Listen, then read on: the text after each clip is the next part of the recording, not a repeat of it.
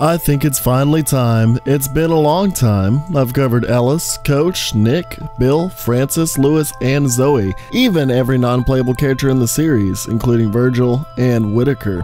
I've exhausted every other option. I think after having 3 whole people unsub for my Virgil video, that I need to just get the last survivor her final debt paid. I think it's time to stop the joke. And, oh, who's this in here? Oh, you're Beejie Bean. Yes, I am Beejie Bean, and you know what joke I'm talking about. You've been leading us on about the poor girl for too long. Don't you think it's finally time to give her a turn? True. I think people have been waiting long enough. Yes, exactly. I think it's time you covered the pun-loving, sweethearted, gun-toting news producer. Survivor profile, Rochelle. Coming from the L4D2 official website, she's 29 years old and is actually from Cleveland, Ohio. As a low-level associate producer for a big-name news station, Rochelle's job mostly consisted of lugging cables and fetching coffee. But when the outbreak hit and staff started calling in sick, Rochelle got her break, producing a segment from Savannah about the evacuation center located there. She was still setting up the cameras when her big story became a war zone. But that doesn't mean she's letting go of a dream job yet. Surviving a zombie apocalypse is just something else she can use her wits and drive to produce the hell out of. Being a news reporter, Rochelle learned a lot in being neutral, sensible, and to always be level-headed in most situations. This way of being causes most people to respond well with her. She also has a realistic sense of viewing the world and won't try to sugarcoat the events that transpire before her and her motley crew. Although she can be more realistic, she can also be cheeky, sarcastic, and not one to avoid teasing those that she cares about. And she has a lot of dry humor.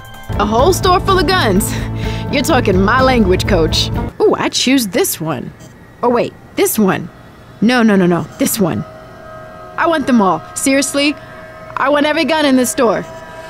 Now, she is pretty much considered to be the least favorite survivor among the 8 playable, and no, it's not for race or sex-related issues. Stop bringing that up. For my Survivor Profile series, I had a running gag of always nixing Rochelle, reflecting how badly the community and even my circle of friends looks at her. Most people just find her dry sense of humor and dull interactions to be a huge turnoff for her likability. Shit, I think I accidentally grabbed Diet Cola. We should go. Hey, thanks, Whitaker! Rochelle received a pretty bad rap from the community, as Zack said, but it's not her fault. Before the game released, Valve made the creative decision to cut a large majority of her voice lines, many of which portray her as fun and quirky. Something old, something new, something about to rip your guts out. You can access these lines through mods or by looking in the game files, or maybe people have posted them on YouTube. Either way, I recommend you have a listen to them. She's got some good ones in there. We need to get motivated. How are we gonna get motivated?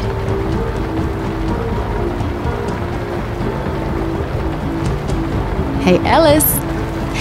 I hear there's a stock car museum in New Orleans. Get out of here! All right! Coach, we make it to New Orleans, there's a cheeseburger museum. Oh, in my heart, I'm there already. Hey, Nick, there's Yeah, no, I'm good. Oh, and for those who make the excuse on hating her because of the bot, that's just the AI, not the character itself. Hell, Nickbot screwed me over plenty of times, but I don't hate him over it. And he is sexy as fuck. Whoa. Okay, Beejie, we got you. Calm down. I know you want to jump his bones, but remember, this is Rochelle's video. So, besides what the community thinks and what Beejie thinks, let's see how she integrates with her own group and the original set of dead killers, and I'm talking about Rochelle. Starting off with my favorite character, Coach and Rochelle are pretty much the father-daughter combo, but to a much less extent of that of Bill and Zoe. In fact, I'd say they're more of a pair of siblings. Gee, thanks, Coach. Considering Coach often calls Rochelle girl and little sister. Rochelle will speak highly of any tips and plans he comes up with, even though Nick is usually the one to shut down most of Coach's plans with stark sarcasm and overall dickishness. Come on, Dad. Let's take the elevator. Although Nick generally is a total asshole to Coach, Ellis, Francis, Zoe, and even Lewis, he tends to be very gentlemanly towards Rochelle, and she in turn treats him with a high level of respect. While Coach and Ellis are the lovable goofballs of the group, Rochelle and Nick are geared as more of the grounded individuals. While Rochelle will show an immense gauge of tolerance for Nick's attitudes, sometimes she will speak out if she feels like he has crossed a line. Hey, loud girl, hayseed, tons of fun. I am not... not. Follow me. Okay, go ahead.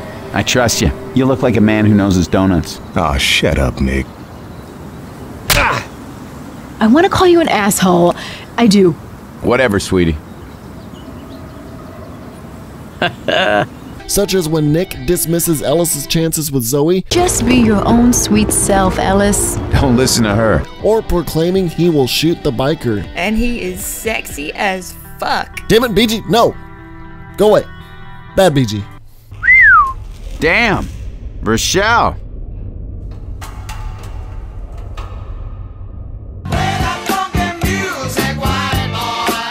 Nope.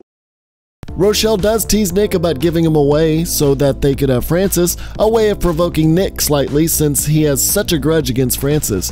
Nick will also usually be the one to stop Ellis' stories. Everyone has at one point though, but Nick is usually cutting him short in a very rude way. Rochelle will come to Ellis' defense and say she would love to hear that story later. Speaking of Ellis, Rochelle seems to look at Ellis like a younger brother. She tolerates all his boyish charms and constant babbling and is very considerate of his feelings. Hello? Ellis, I really think the car will be okay on its own. Bull shifter? Classy shirt there, Ellis. Yeah, thanks. It's my favorite. It's very rare when she shows a little bit of annoyance at him when his stories start to drag on for too long or his blissful ignorance of his world starts to grate her nerve, considering she tries to, of course, keep a sense of realism in this worldview to stay alive. I would take a bullet for that man. Amen. If the laws of nature allowed it, I would bear that man's children.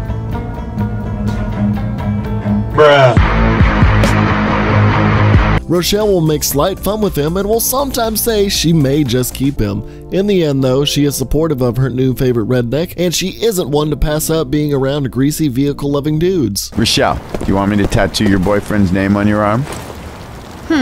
Sorry, I didn't get his name. I'll just write Greasy Pig. We all know who we're talking about. The other ship in Left 4 Dead outside of Zoe and Ellis, Rochelle seems to like Francis. They both have a mutual hatred of many, many things, although I don't ever remember Rochelle talking about hating anything outside of the passing trailer. I feel like Rochelle may have just been pretending to hate everything to have more in common with the hot new guy in her life. Much like when I try to look cool in front of a girl, Rochelle goes a bit too far and screws it up by saying she hates Francis's vest. As for Francis's view on Rochelle, it's obvious. He'd hit that. Valve officially shipped them in a Steam sale one year where their official art depicted Rochelle and Francis pulling pranks on other video game characters as an official banner for a summer Steam sale. The two women of Left 4 Dead don't have much to say to each other besides breathing a huge sigh of relief knowing they aren't the last women on Earth. Oh, thank God! I thought I was the last woman on Earth. Yeah, I know that feeling. Because it was starting to look like a sausage fest. Ugh. Rochelle also looks at Lewis's optimism with a very sincere heart, and even though, like I've said, Rochelle prefers a sense of realism, she admires his happy-go-lucky nature. Rochelle will quickly ask if Lewis is okay when she sees he is injured. Rochelle and Lewis are neighborly to each other though, and Rochelle will offer to bring them with them to New Orleans, and even suggest that since the original group went through so much trouble to get the bridge up, that maybe her group could find a different answer instead of bringing up that bridge. You know, I mean, they did lose Bill bringing it up, so why bring it back down? That's Rochelle's reasoning. Rochelle is a considerate person, is actually the one survivor that doesn't garner any negative reactions from any survivor, but like I said earlier, garners a lot of trash talk online. But then again, if I spend enough time looking at a YouTube comment section, it would probably give enough research to anger management courses to really get rid of anger. Now for some trivia on Ro. On an April 30th, 2010 poll, Rochelle scored as the least popular survivor, but shortly after the trailer for The Passing came out, the one between Francis and Ro, her popularity started to increase, showing that indeed, if Rochelle were to show more of her originally intended personality, more people would be inclined to like her. We all know this next one off the top of our heads. She is somewhat of a Depeche Mode fan, maybe. I do see a lot of kids these days wearing Nirvana and Grateful Dead t-shirts who don't even recognize the music of the shirt they're wearing.